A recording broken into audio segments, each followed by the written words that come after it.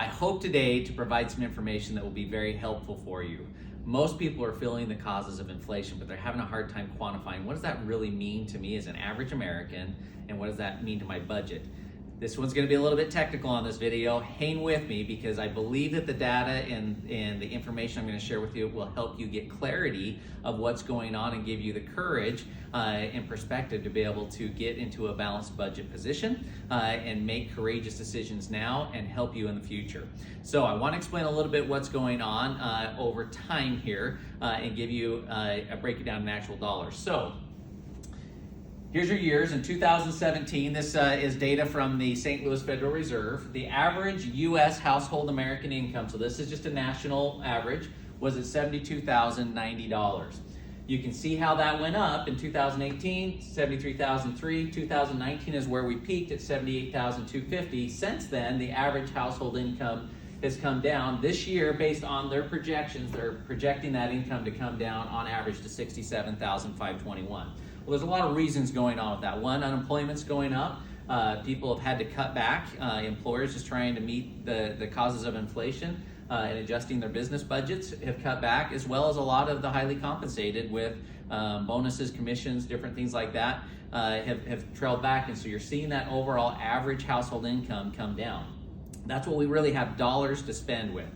Well, this cost of living, I think that's an important number. So I'm going to take and say that in 2017, you made $72,090 as a household, and you also spent $72,090 between taxes and the gas that you bought, your groceries, the vacations you went on, all those types of factors. If that was at $72,090, I wanted to talk about inflation and show you how this changes over time.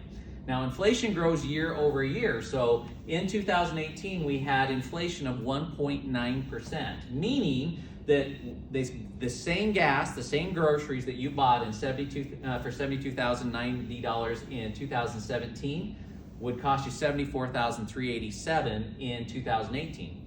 Well, incomes went up, so that was helpful to $73,003. But you'll notice the difference is that actually, if you looked at your annual budget, there was a shortfall of about $1,384. For the average American household, that was inconvenient and kind of a non-event. In 2019, we see that inflation was 2.3%. Here's the important part. It does not reset back to the $72,090. Inflation grows year over year, so we're taking the 2018 number growing at 2.3%, meaning that same gas, groceries, your vacations, now cost $76,097 that year. Well, great news in 2019, we were all feeling what we call the wealth effect because incomes, on average, spiked up at $78,250. So if you subtract that, we were actually up, most people, at $2,153 extra in their budget that year, even doing their vacations, everything as normal. That's why we saw the highest savings rate that year that we'd seen in almost 2 decades. And that was normal for people, so we felt safe. We felt, hey, we've got a lot of things going on. A lot of money was invested back into the economy. Now is where we start to see some changes take place. In 2020, we saw that income start to drop average in the households.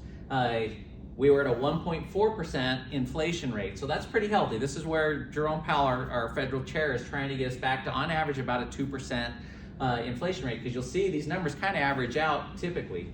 Well, at 1.4% on top of the 76,000, that same gas, vacation, everything, if you didn't change anything in your lifestyle, went up to 77,163. So once again, incomes went down, that went up, and now we were upside down $503. Still pretty much a non-event for most families as they started to look at it. Now we're starting to see, I think, what people have been having a hard time quantifying what's going on, what they're feeling in their homes.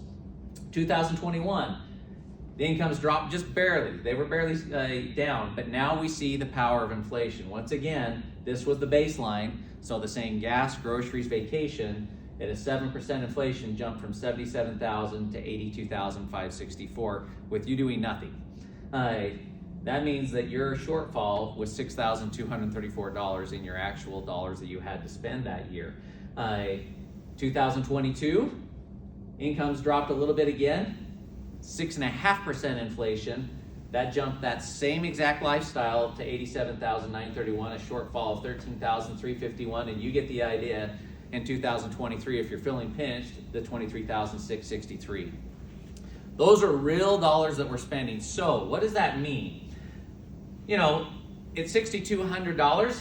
For you to break even in 2021, you would have had to cut your monthly expenses and budget if you were just going to do it, not have it affect your savings accounts, your 401ks, all those types of things. You would have had to have adjusted your budget down. I believe is what most people have done, and maybe reflect on this in your own household. Most of them had saved some money back here, and they had more in their savings account, and that now has started to deplete away. They've spent a bunch of their savings. As time goes on in 2022, that number got bigger. And that gets more frustrating, and people are starting to get a little more panicked, saying, oh my gosh, I spent more of the savings in the nest egg I had built in the wealth years. And so that could be coming from a lot of places. For some, they didn't take it out of their savings, they didn't take it out of their 401k, it's now on credit cards. Or increased car loans, or just increased debt. The money has to come from somewhere. And so you may see that balance growing. And now we get out of 23,000. Now it's going to get a little bit frustrating. Well, a lot frustrating, I think, for most Americans. So if you're feeling, hey, this isn't working and I'm getting nervous, hopefully this gives you a perspective on what that means. So how do you get ahead of this? Well, it's probably a combination of a lot of things.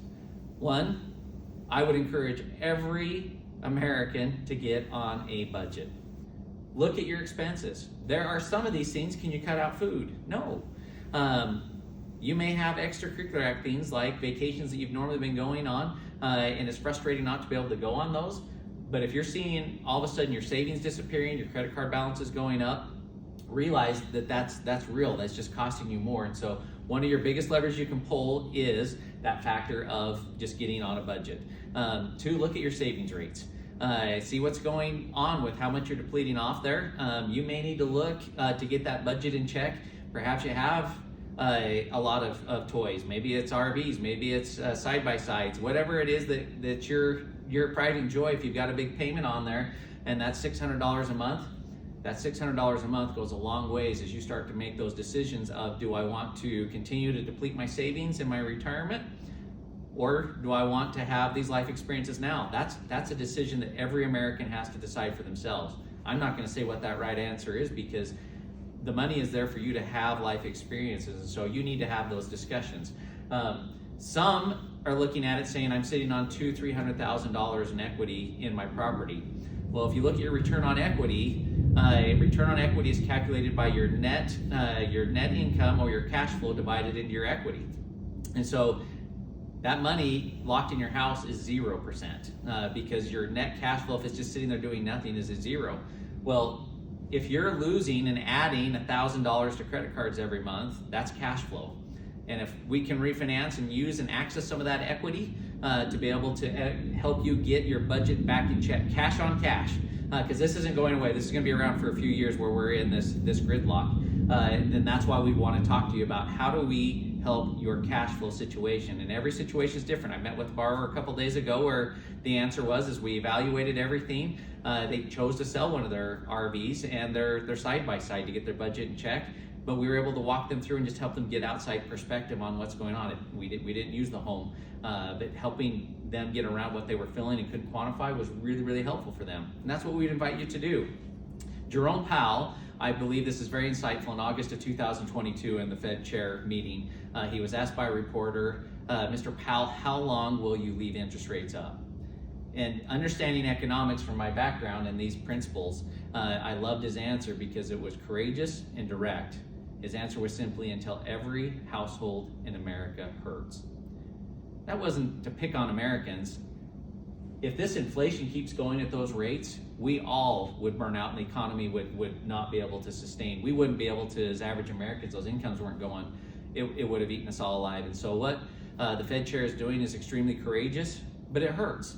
And it requires all of us to reset our expectations. The goal is that it pulls more money out of the economy, so it slows things down. And that requires all of us. It doesn't mean we're a good or a bad person. It affects everyone. And so we want to help you navigate these new times that we haven't been used to for several years. And so we're here to help. I hope that this economics lesson helps you a little bit as you're looking at maybe quantifying what's been happening. please share the video with people that may be wondering what's going on. Once again, I'd love to talk through any of your financial questions that you've got and see how an outside perspective might be able to help you in setting a goal and a strategy to be sustainable and win, because we can win. We just have to make changes. And so feel free to give me a call, 801-614-5125, and I'd love to help.